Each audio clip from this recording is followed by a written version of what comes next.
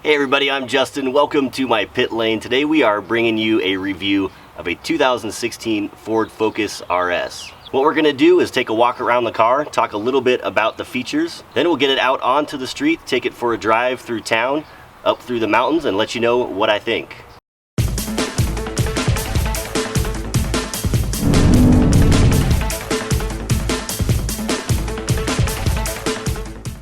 Alright everybody, here we go with a little walk around of this 2016 Ford Focus RS. This one coming in the stealth gray color, which is kind of a flat gray. There's no metallic in the paint, which I kind of like. I think it looks pretty good. Black accents and trim all around the car as well. Xenon HID headlights in the front. Of course you have the RS badging in the huge gaping front grille. That does include fog lights as well. Towards the back of the car, you have the large wing on top of the hatch, diffuser down towards the bottom. They did put some effort into the aero on this car. And again, you have the Focus and RS badging. Taking a low down look at the front end of the car, you have 19-inch forged wheels wrapped in Michelin Pilot Super Sport tires. Providing stopping power for the car is a set of blue-colored Brembo brake calipers, which are clamping down on standard brake rotors. Moving into the engine bay, you have the 2.3-liter EcoBoost turbocharged 4-cylinder engine, putting out 350 horsepower and 350 pound-feet of torque. This particular car has a K&N filter upgrade on it, but otherwise it is stock. Moving into the interior, you will find typical Ford Focus kind of quality in the car, lots of plastic pieces. However, there is some leather around the car. The Recaro RS engraved seats are super nice. I really like those. Nice large bolsters on the side, and as I mentioned, the RS stitching engraving. A flat bottom steering wheel which felt good in the hands and also had steering wheel controls. And your 6-speed manual gearbox is the only option, of course driving the all-wheel drive system on the car. A little bird's eye view reveals the simplicity of the cockpit and the arrangement of the controls to the driver. And this hatchback does have 4 doors with a functional back seat, plenty big enough for children and small adults. Start the car up and you have the nice Ford Focus RS badge flash up in the dash display, which is a nice little touch.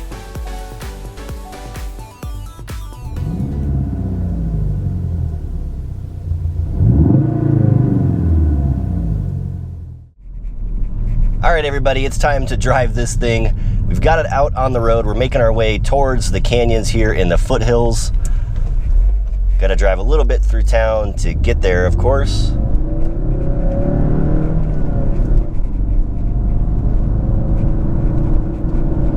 Now the first thing I notice in this car is the way the car shifts and the way the clutch pedal feels. The clutch is one of those pedals where it's really stiff towards the top of the clutch pedal actuation, and then as you get halfway through depressing the clutch pedal, it softens up. So there's different pressures as you apply the clutch pedal to the floor, which I don't necessarily like. I kind of like a fluid, linear clutch pedal feel. But it does engage easily. It's not difficult to drive or difficult to get going from a standstill. I'm slightly disappointed with the gear shifter in the car, being that it is a rally-inspired or race-inspired type of hot hatch or type of car.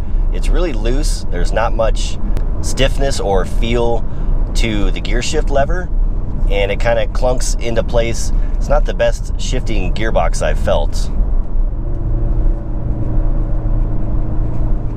However, it's not terrible, and it seems to do the job. The throws are a little bit longer than what I would have thought would have been in this car. I feel like the gearbox in my BRZ and my FRS were quite a bit tighter, a little bit more feel and stiffness in the actual actuation of the gear shift lever. Now, cruising around town like this, it's totally comfortable. The armrest here in the center, I don't know if it slides forward or back. It's kind of a ways back there, but it does work. You can rest it there comfortably while shifting through the gears. You've got comfortable armrests for a person that's built like me.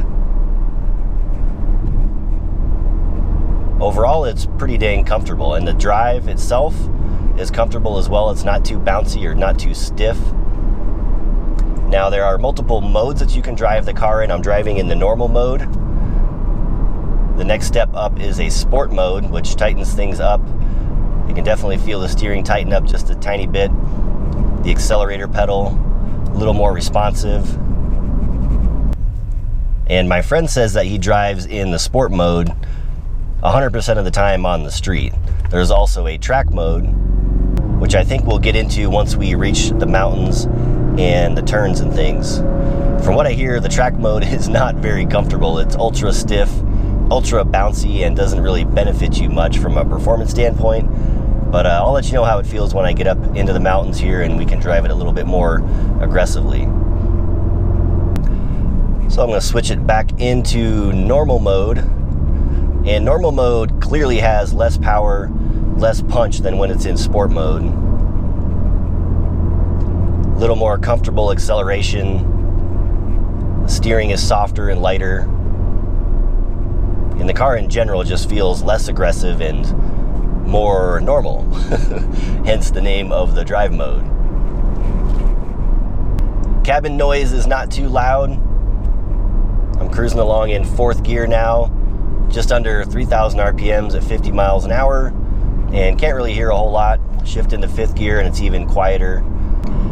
And I have driven in this car before in an autocross event. This is a friend of mine's car, so I drove in the passenger seat in autocross. It's surprisingly quiet for the speed that it has. I mean, it's really quick and it gets up and going when you're in the sport or higher modes, and it just doesn't sound like it's going anywhere. Some cars are really loud and they're not very fast, kind of like my BRZ and my FRS were. This car is pretty dang quick, but it doesn't make a lot of noise when you're accelerating. And as far as interior amenities, I might have talked to some of them during the introduction section, but all of the typical stuff. Automatic climate control, which is nice. Very clean dashboard layout, nothing too crazy. You don't feel overwhelmed by all the buttons and gadgets and switches and knobs like on a lot of other cars.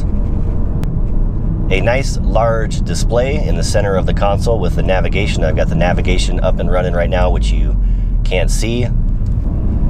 The steering wheel itself is very comfortable. I like the width of the steering wheel. It doesn't feel too small in the hands, kind of like on my BRZ. One of the things I didn't like about the 2017 car was the fact that the steering wheel is very thin. This one is not. It's a good feel in the hands. Again, not too small, and it's not overly obnoxiously wide like some of the BMW cars that I've driven in the past. Of course, steering wheel controls for all of your functions. The dashboard itself, again, pretty basic, pretty simple to understand, nothing crazy going on there either. And I gotta say, a pretty comfortable car if you're just gonna be daily driving, casually driving, and of course it has the capability with the various drive modes to be very, very more performance enhanced and performance oriented. Along with the different drive modes, this car also has a built-in launch control system. All right, we're gonna see if the launch control works here. We're in track mode. Got to go through a bunch of settings just to get it activated. Driver assist, launch control.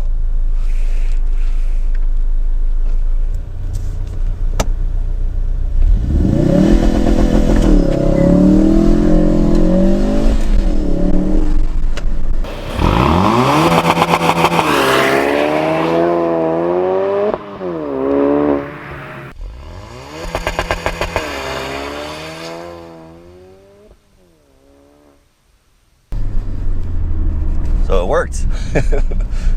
Worked pretty good, actually.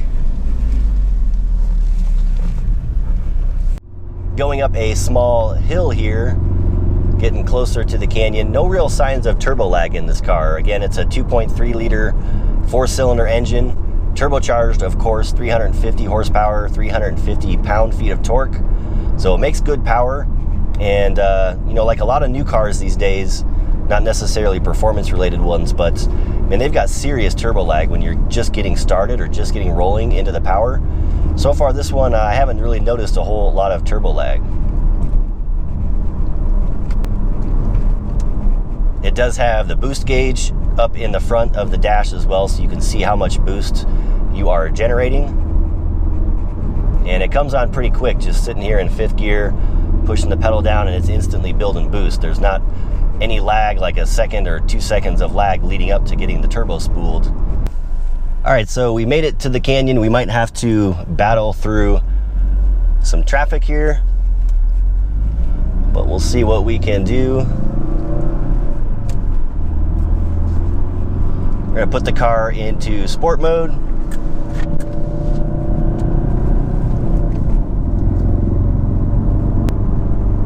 And we are off. Nobody in front of us, at least for the moment.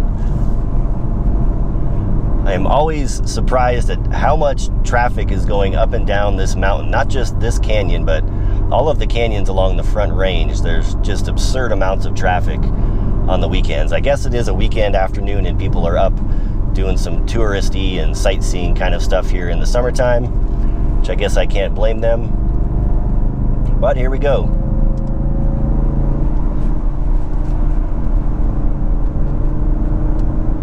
So 4th gear going up this part of the mountain, at least for now. Power is there. If I hit the gas, the car goes. No lack of torque, that is for sure. It's not absurdly fast, but it will get up and go. And already coming up on some lap traffic here, unfortunately. Oh, and they're pulling over. That's very nice. Thank you. 3rd gear, we've got a good turn coming up here.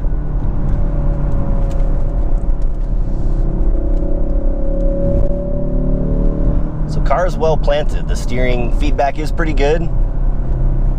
It's not super sharp, but it's not super vague or anything like that. A little bit of a decreasing radius. My backpack is flying around in the back seat. Guess I should have secured that a little bit better. Yeah, this thing feels good. The steering is precise, pretty direct.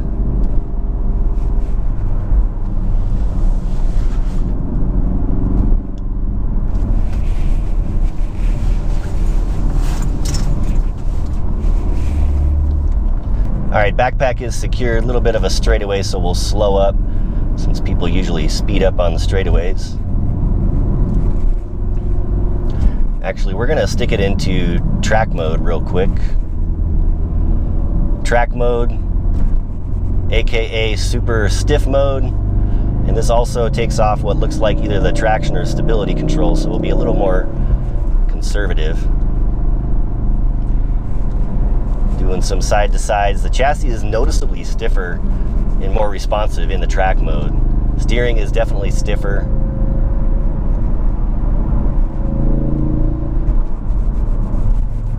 Whoa, and it's bumpy. That is for sure. That must be what people are talking about, just hitting little bits of bumps and we're bouncing up and down in the seat.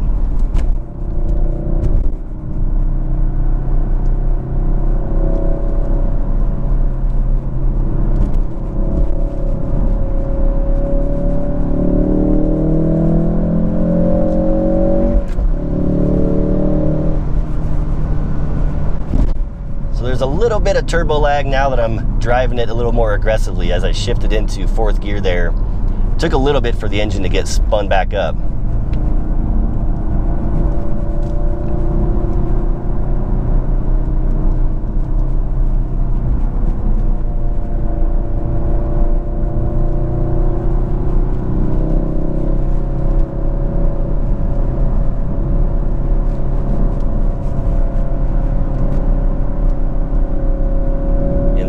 Tracks really good through the turns, very stable, no signs of any kind of understeer or oversteer. Of course, I'm only driving about 7 or 8 tenths of max performance at the most, so not pushing it super hard, so that's to be expected. Go into the sharp S-turns, one of my favorite sections of this drive. Good stick there. Bit of a bump. Roll on power, another little bump, real compliant. Power out.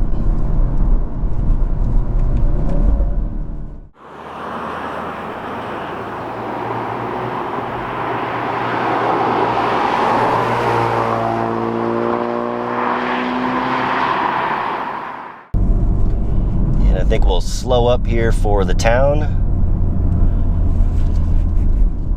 So yeah, I think I'm gonna take it out of track mode for the canyon driving, put it back into sport mode. At least we have the stability and traction control still on, and the car is a little less harsh. The track mode, noticeably more stiff. The car is more bumpy. There's less yaw when you're going back and forth.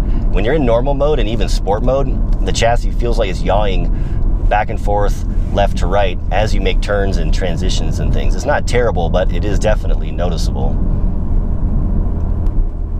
Now with the track mode, even though you turn it into track mode as the main driving mode, you can still turn off the active suspension or the damper settings by pushing the button on the left stalk here, and that will, in your dash, you guys can't see it, but that will disable the suspension mode that comes along with the track mode. So you have the track mode features, the improved steering feel, throttle response, but then you don't have the stiff shocks. So if you like to mix it up, you can do that, at least a little bit on this car. Our fun little section coming up here, a little bit of a hill. Elevation change, not much, but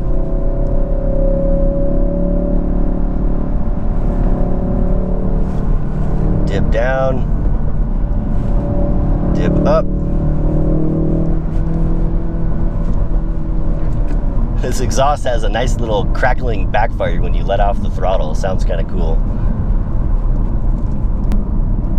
Haven't had a whole lot of heavy braking zones in this canyon yet, but the brakes are pretty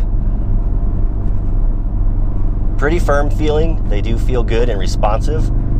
Doesn't feel like there's any misinformation coming from the road into the brake pedal when you do hit the brakes. For me, I would love to get this car on an autocross course sometime. Hopefully my buddy Greg that loaned me the car for the day will let me drive along with him, as this is an autocross car as well as a daily driver. He does have upgraded sway bars. I think I forgot to mention that earlier. So there are white line front and rear sway bars on the car just to help stiffen up the chassis a little bit. Other than that, I think it's pretty stock. I think he has a track pipe or track exhaust for when he does race it. The stock muffler can is on today.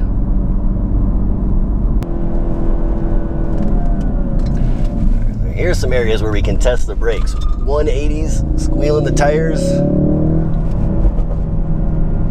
Exhaust popping behind us, that is awesome. Brakes are a tad bit soft when you get into them down low. Damn it, I think we just hit some more cars. Oh, it's the driving school.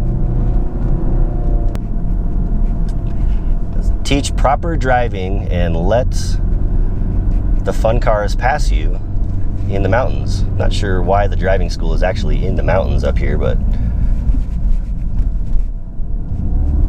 there you go. Thank you. This other guy in front didn't get the memo though. But there's plenty of room.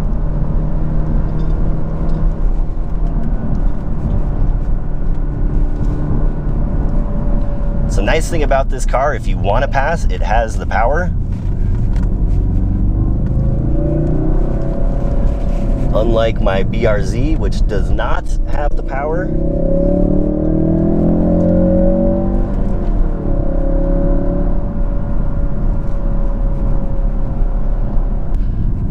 All right, so we're making our way through another small town here. Hopefully we can get another gap and get some more driving in. But so far I love this thing. This is a really fun car to drive. It's not quite as agile and nimble as some of the smaller and lightweight cars. I think this thing weighs about 3,400 pounds, maybe 3,500 pounds with the driver in it. So it's not the lightest thing in the world, especially for a sporty car, being as compact as it is too. But it is fun. It does drive sharp. It doesn't necessarily feel lightweight. You know, again, I kind of think I got to be on an autocross course to feel the car at its maximum, but out on the road here, it's really fun, great time, and really enjoying it. So we're gonna see if we can get another gap here between these other cars, because there's some more fun roads coming up. All right, so we turned the car around. We're gonna head back up the mountain and down the other side again. So far, this has been a fun drive. Lots of fun in this car. I can see why they're popular. The combination of the good power, the good torque, the all-wheel drive. These things have really nice tires on them from the factory. I think they're Michelin Pilot Sports, maybe Super Sports. So pretty grippy straight out of the factory. Again, the steering feels really good, pretty direct. I don't feel any vagueness in the steering. You're able to feel stuff coming off the road pretty easily. Accelerator, throttle response, all that kind of stuff, very good. The clutch, again, while it is stiff at the top of the throw and softer towards the bottom, it still engages really nice and shifts really well. The gear shift lever itself, like I mentioned earlier, I think that could be a little bit better. It's just not quite as tight and smooth as I would think that this car of this caliber would have. It's a little bit notchy, the throws are a little bit long, and it's just a little too loose in the transmission for my liking. That said, again, it does shift well and it does do the job. Going through the really tight twisty sections here, these seat bolsters are huge on this thing. I think even larger and angled more inward than on my BRZ stock seats. So they do a great job of holding you in place. Now, getting out on the autocross course with the really sticky tires, going through really tight and fast transitional stuff is where you're really gonna know if the seats are gonna hold you in place. But enough talking about the car. I think we're just gonna drive this thing the rest of the way up and down the mountain and have a little bit more fun with it. All right, here we go. Looks like we got some clear road ahead at least.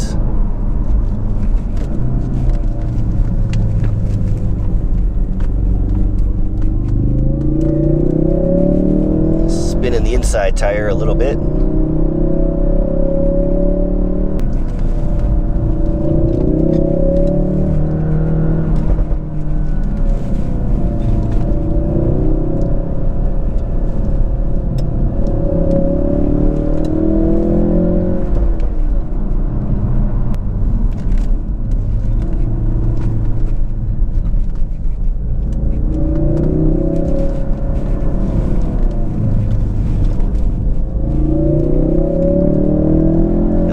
Torque down low, something my BRZ does not have. Push the gas pedal in this car and it moves. Get a little bit of a brake test here. They do all right. Get a little bit of push on the exit there. That was not very smart.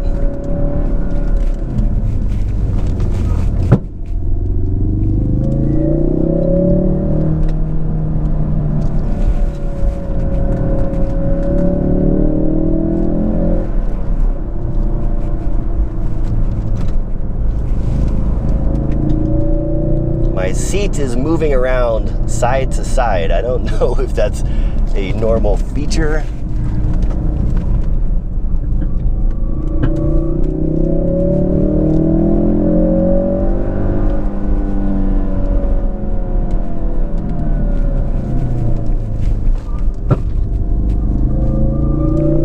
Yeah, definitely got a little bit of push on the exit, which is not surprising for a front-wheel drive, or I'm sorry, an all-wheel drive car. Another fun section here.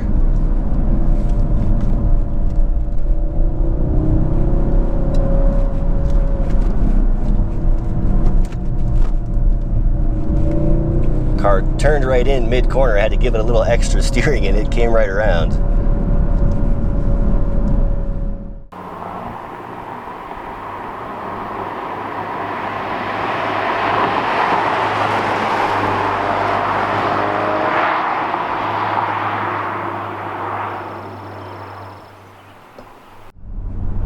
All right, everybody, I think we've just about made it down the hill. Had some good runs up and down the hill in the 2016 Ford Focus RS. I gotta say, I'm pretty impressed with this car. It's not over the top amazing, but for the amount of car that you get for the money, I think this is a $36,000 car to start. This car has the RS 2.0 package or RS2 package, which has the heated seats, heated steering wheel, a few other amenities like that. That's probably going to bump it closer to $40,000. But with all-wheel drive, 350 horsepower and torque, the various driving and track modes, the car offers quite a bit. So that's going to wrap it up for this video, everybody. I hope you enjoyed my 2016 Ford Focus RS review. I had a lot of fun doing it. Like always, please leave your thoughts and comments down below. I would love to hear from you. I got to get this thing back to the owner. So thanks again for watching. I will talk to you all next time.